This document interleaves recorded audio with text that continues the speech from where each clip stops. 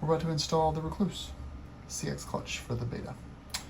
I was gonna wait until winter time to do this, but I'm still waiting over a week for more parts.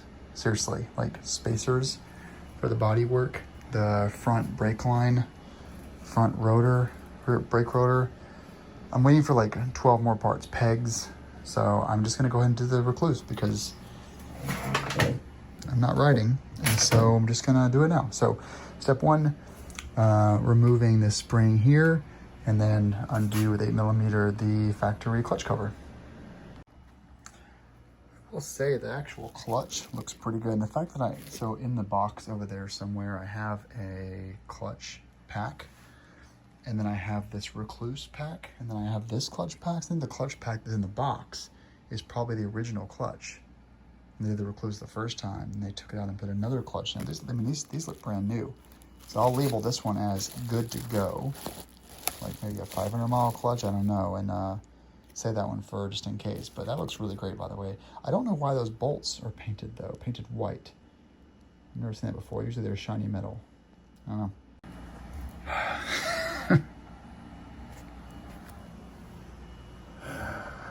You don't get to see my face very often when I come across more shit to replace. But here we are. Instructions say, inspect for notching, replace if necessary.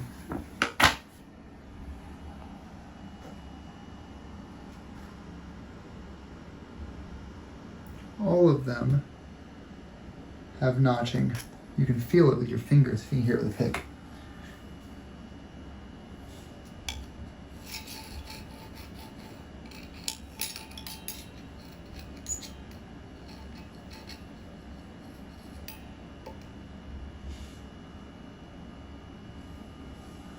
Some are worse than others,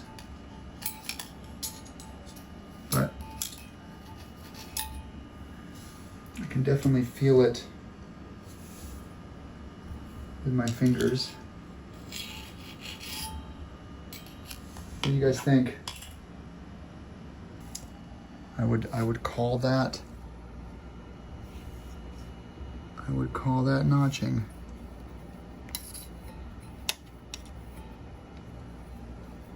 Oh yeah, that one's really bad. Well, 6,000-mile bike. Let's see what this part will cost. There's another fun one. The tabs that are supposed to hold everything in. This one's hammered down for some reason. And this one's broken off completely. See? It's not even there. I don't even know what they were thinking on this. Also, that was not even that tight. I didn't need an impact at all. I just kind of applied a little bit of force to it and it came right out. I mean, I still had to hit the brake and stuff and put it in 6th gear, but like, that was not very tight in there. Let's see what we have to deal with here with this shit. I might need to buy a new one of these. Yeah, those tabs are broken off. Maybe this is the standard part I can get online, but this should have been installed the other way, right? And then tabbed in to hold that nut in place, not face down. I don't understand what they were even doing there. I don't know. Maybe I'm wrong. I'll check the parts manual. Confirmed. We still have plastic oil gears. There's one, there's two. There we go. I don't know. I mean, honestly, I don't know. Those teeth actually look, I don't see any broken teeth at all.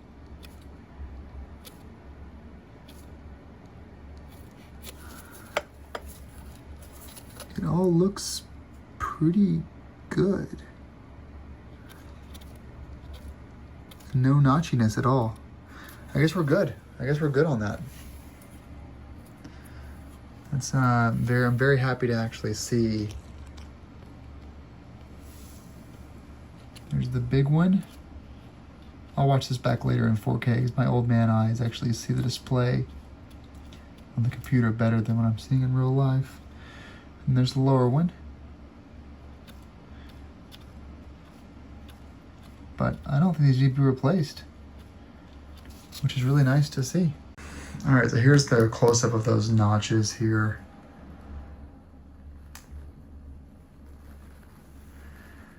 So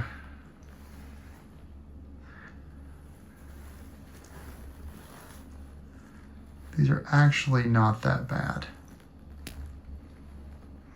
I can only feel about 3 or 4 of them with my finger. That's all discoloration. So I think we're okay. I don't even want to hit it with sandpaper because honestly, that may actually be too aggressive. Like I might put more, there's one unhappy one there. I might actually put more, there's a little unhappy one right there. I may even put more sand, or sorry, more metal into my engine that is necessary. Let me clean this up more and I'll think about it. We're moving forward. So we got the recluse basket in there. Well, the clutch basket has been cleaned up a lot. Recluse is in there with their little pin there, and the locking washer is torqued down. So that's in there. Now we have to add our little channels back in. So those will slide into their parts there with that steel friction disc under them, according to the manual. I actually stand corrected. You put the channels in there first, and then you put this first piece with the tabs in there like that. That way it rests on top of them. It doesn't impede their ability to channel the fluid back up into the cavity. So now we're gonna go put our friction disc in, starting with a friction disc, then a steel, friction steel, all the way out. Well, look at that. Looks beautiful, doesn't it? I need to clean up this gasket on the outside there. It's actually not looking too happy. It's been changed a lot, but I think what I'm gonna do is I'm gonna save this for the next transmission fluid change, so winter or whatever. And when I do that, I will pull this entire cover off with a clutch gasket and a new clutch cover gasket and a new clutch gasket here. And then I will do the steel oil gears upgrade and do all the gaskets at the same time. Maybe. All right, can we just pause for a second and appreciate how beautiful that cover is? People are like, hey, you don't really need a recluse on this bike. Yeah, I heard, but look how cool this is. I need to look up actually this part number because I need to make sure I don't need to add a bit more. I think I have video record of how much transmission fluid or whatever I added to the trans oil stuff.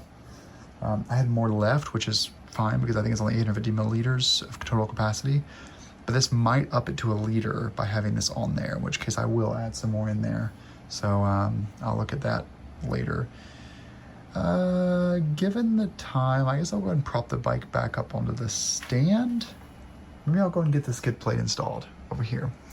And then after the skid plate's installed, then I will, which I can do from this angle, then I'll do the clutch sleeve cylinder.